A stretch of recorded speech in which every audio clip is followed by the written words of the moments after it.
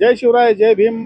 आपण या ठिकाणी पुण्यातील जिल्हाधिकारी कार्यालयाच्या समोर आहोत आणि या ठिकाणी पुणे कॅन्टोन्मेंट बोर्डमधील त्यांच्या कारभाराबद्दल या ठिकाणी एक महाशय आहे, ते या ठिकाणी धरणं आंदोलनाला बसले आहे किंवा उपोषणाला बसले असतील. काय नाव तुमचं? राजेश रमेश पोलास.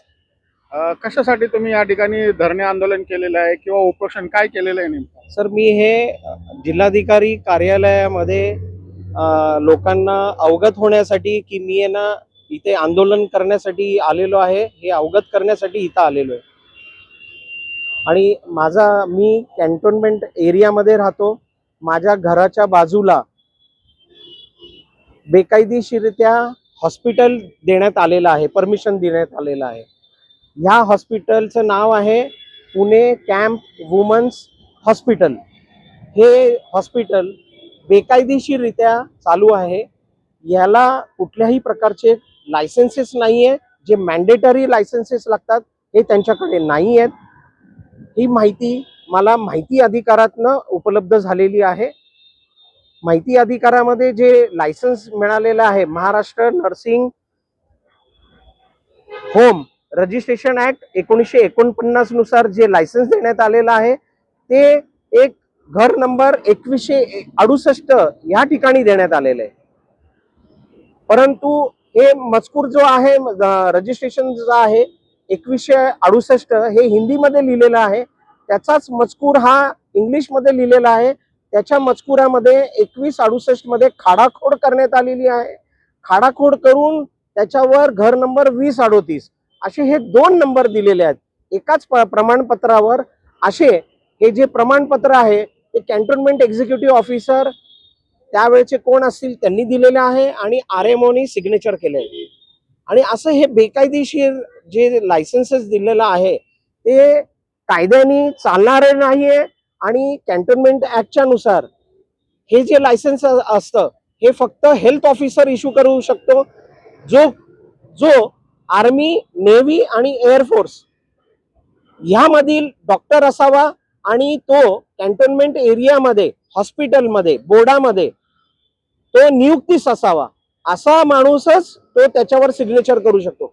या ठिकाणी कॅन्टोन्मेंटचे चीफ एक्झिक्युटिव्ह ऑफिसरला आणि RMOला असं लायसन्स देण्याचा कुठलाही नैतिक अधिकार कायदेशीर नाहीये.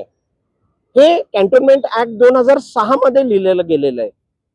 आपण याची खात्री करून घेण्यात यावी.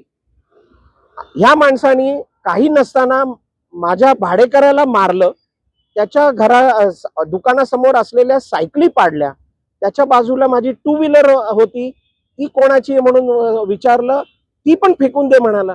हा माणूस अतिशय उर्मट आहे. ज्या माणसाने माझ्या भाडेकराला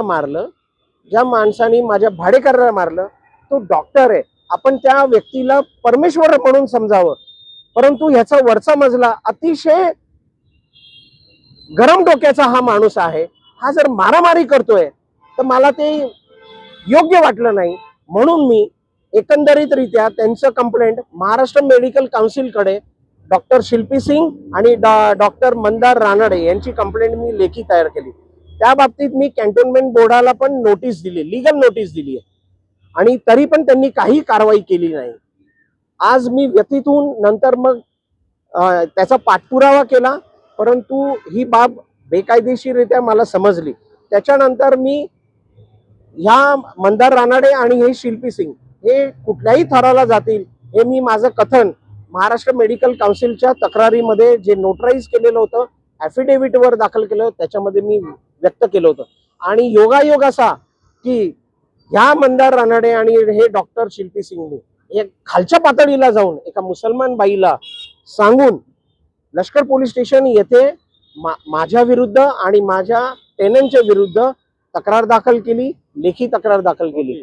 आणि ती खोटी आहे. आणि त्या तक्रारीमध्ये असं लिहिलं की घाणेरड्या शिव्या दिल्या, मारलं, काठी लाथीने मारलं आणि माझा विनयभंग केला, हे अतिशय दिलं. त्यावेळेस मी कोर्टात होतो आणि ह्या बाईनी पोलिसांकडे तक्रार केली. 2 पोलीस माझ्या दरवाजात आले. माझ्या मुलीने ते बघितलं, त्यांना विचारलं काय प्रॉब्लेम आहे. तेव्हा त्यांनी सांगितलं की तुम्हाला आहे ना ते पोलिसांना लगेच बोलवलं आणि त्या राशन कार्डला ताबडतोब बोलवलंय, असं त्यांनी म्हणून आहे ना प्रेशराईज करण्याचा प्रयत्न केला. त्यावेळेस मी त्यांना सांगितलं माझ्या कोणी कंप्लेंट केली, तर त्यांनी मला असं सांगितलं की एका बाईनी कंप्लेंट केलं. मी म्हटलं अशी बाई आमच्या गल्लीमध्ये कुठलीही व्यक्ती राहत नाही, ती पारशी नाही, ईसाई नाही, शीख नाही, मुसलमान नाही, बौद्ध नाही किंवा कुठल्याही जाती धर्माची आमच्याकडं अशी कुठली बाई राहत नाही आणि अशी बाई ही कंप्लेंट करू शकत नाही.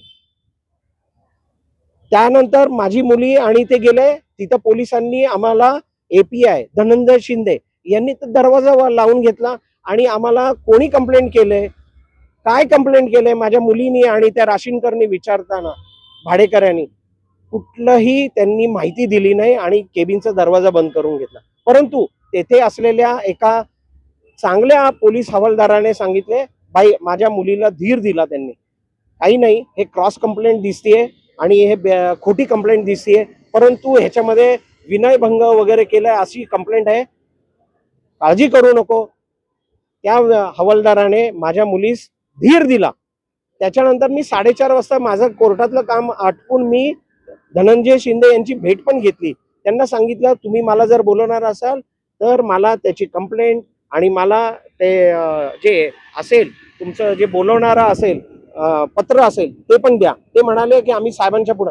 आजपर्यंत त्याच्यावर कुठलीही कार्य, मी त्यांना हे पण सांगितलं जर अशी कोणी खोटी कंप्लेंट करत असेल तर त्याच्यावर त्वरित कारवाई व्हायला पाहिजे. तुम्ही सुप्रीम कोर्टाने दिलेल्या गाईडलाईन्सचा पण उपयोग करत नाही. तुम्ही धडक आहे ना 2 पोलिसांना माझ्या घरी पाठवलं, हे अतिशय चुकीचं आहे. आणि हे सांगलं मी अतिशय व्यथित झालोय. आज माझं वय 61 आहे, माझ्यावर मोलेस्टेशनचा आरोप केलेला आहे आणि झालेला आहे आणि मी अतिशय व्यवस्थित झालोय. जो माणूस इल्लीगल बिझनेस करतोय, ज्याच्याकडे कुठल्याही प्रकारचे लायसन्सेस नाही, कुठल्याही मॅन्डेटरी जे आहेत ते लायसन्स नसताना हे असे जर चालू आहे आणि त्याला हे कॅन्टोन्मेंट बोर्डाचे CO आणि RMO हे असे जर ब्लू फिल्मला आमच्या इथे स्नूकर बिझनेसला माझ्या इथंच दिलेले आहेत, कॅरमच्या बिझनेससाठी देशी दारू पण माझ्या इथंच दिलं होतं, hotel permit room beer bar पण हे दिलं होतं.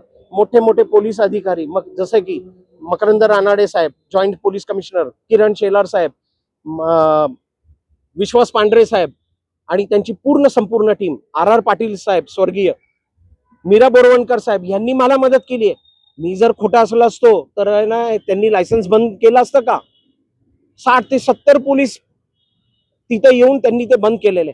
आज ते बंद असताना हे पुन्हा नवीन उपद्व्याप चालू झाला. मी 2007 पासून 2026 पर्यंत आजपर्यंत मी अतिशय वैतागलेलो आहे. एक ना एक हे लायसन्स देतच सुटतात आणि यांना त्रास देतच सुटतात. आज मोलेस्टेशन परिणाम असा आहे की एखाद्या बाईनी जर कंप्लेंट दिली एखाद्याचं आयुष्य उद्ध्वस्त होऊ शकतं.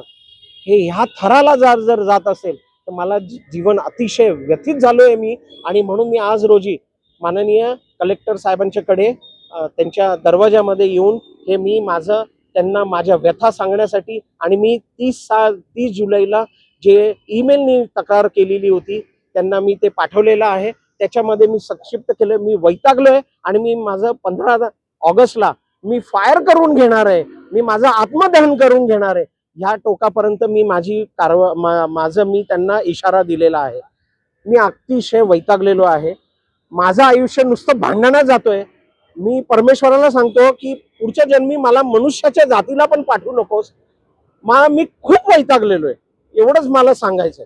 माननीय पोलीस कमिशनर साहेब किंवा माननीय कलेक्टर साहेब यांनी त्वरित कारवाई करून आणि ह्यांच्यावर RMO आणि CO यांच्यावर पण FIR व्हायला पाहिजे. असे इल्लीगल लायसन्सेस देण्याची याच्या पुढे कोणाची हिंमत झाली नाही पाहिजे, असं माझं त्यांच्याकडे मागणी आहे. एवढं बोलतो आणि माझे 2 शब्द थांबवतो.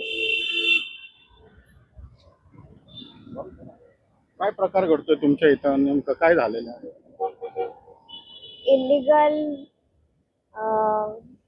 डॉक्टर रानाडे जे कोण आहेत त्यांनी चुकीचं काय म्हणतं इल्लीगल विदाउट लायसन्सेस हॉस्पिटल चालू आहे, त्याबद्दलही तक्रार आहे.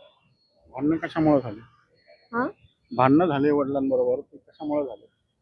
आमच्या घरासमोर फुटपाथ वगैरे आहे, सगळं आहे. तर तिथं त्या लोकांनी आता जो टेनंट आहे, जे सायकलचं दुकान आहे त्यांचं, त्यांनी समोर सायकल वगैरे लावल्या होत्या, ते पाडलं, त्यांना मारलं. आम्ही नंतर बघितल्यानंतर ते मारामारी करायला लागले, त्याच्यामुळे कंप्लेंट केल्या. त्याच्यावर त्यांनी उलट कंप्लेंट करतायत, जे चुकीचे आहेत. हा बोला बोला तुम्ही बोला. ह्याच्या विरुद्ध तक्रार की ते बंद व्हावं, हॉस्पिटल बंद व्हावं. पोलिसांनी काय म्हटलंय मग? पोलिसांनी काय कारवाई केली? काहीच कारवाई नाही केली माझ्या म्हणण्यात. जे आतापर्यंत फक्त कंप्लेंट केली, जेव्हा मारलं तेव्हा आले. त्याच्यानंतर जी चुकीची कंप्लेंट केली तेव्हाच आले. त्याच्यानंतर काही ऍक्शन घेतली नाहीये, ना कॅन्टोन्मेंट बोर्डनी ना पोलिसांनी. तुमची काय मागणी आहे? म्हणजे तुम्हाला काय पाहिजे? म्हणजे पोलिसांकडून किंवा कलेक्टरकडून तुम्हाला काय मागणी काय आहे? तुमचं काय म्हणणं आहे? हॉस्पिटलवर कारवाई व्हावी. ज्यांनी लायसन्स वगैरे दिलेत, नाही दिलेत, जे काय आहे चुकीचे, जे काही इलिगल व्यवहार वगैरे केले, त्यांच्या विरुद्ध ऍक्शन व्हावी आणि ते हॉस्पिटल बंद व्हावं. आणि वडिलांसोबत काय बाचाबाची झाली, मारामारी झाली का? हा, त्या दिवशी त्यांनी मारलं वगैरे, त्यांना विचारलं का उगीच मारतोय वगैरे, ते विरुद्ध उलट भांडायला लागले. बस. तर पुण्यासारख्या या, ज्याला आपण म्हणतो की शिक्षणाचं माहेरघर आहे आणि संस्कृतीचं केंद्र आहे पुणे, आणि या पुण्याच्या सारख्या ठिकाणी, ज्या ठिकाणी कमिशनर ऑफिस अगदी हाकेच्या अंतरावर आहे, कलेक्टर ऑफिस हाकेच्या अंतरावर, म्हणजे चालत आपण 5 मिनिटात जाऊ शकतो, गाड्याने तर आपण 1च मिनिटात पोहोचू शकतो, बरोबर ना? तर अशा ठिकाणी 10 मिनिटं, 5-10 मिनिटामध्ये येऊ. चालत 5 मिनिटात जाऊ शकतो आणि गाडीवर तर 1 मिनिटातच जाऊ शकतो. अशा प्रकारचं हे अंतर असताना सुद्धा जर का या ठिकाणी असे प्रकार घडत असेल, पोलिसांनी दखल घेतली का? नाही सर, नाही घेतली. ते म्हणतात आम्ही लायसन्स दिलं नाही, कॅन्टोन्मेंट बोर्डाने दिलं, ते जेव्हा कारवाई करतील तेव्हा ते करतील. आणि कॅन्टोन्मेंट बोर्ड कोणाकोणाकडे गेले तुम्ही? मी कॅन्टोन्मेंटच्या CEO ला भेटण्याचा प्रयत्न केला. त्यांचा वार मंगळवार आणि गुरुवार असतो, ते कधीही भेटत नाही. भेटतच नाही भेटत. तर अशी परिस्थिती आहे आणि कारवाई व्हावी अशी मागणी आहे. तर या ठिकाणी सम्यक क्रांतीच्या माध्यमातून मी विनंती करतो की या बाबतीत दखल घेतली गेली पाहिजे आणि न्याय मिळाला पाहिजे. धन्यवाद.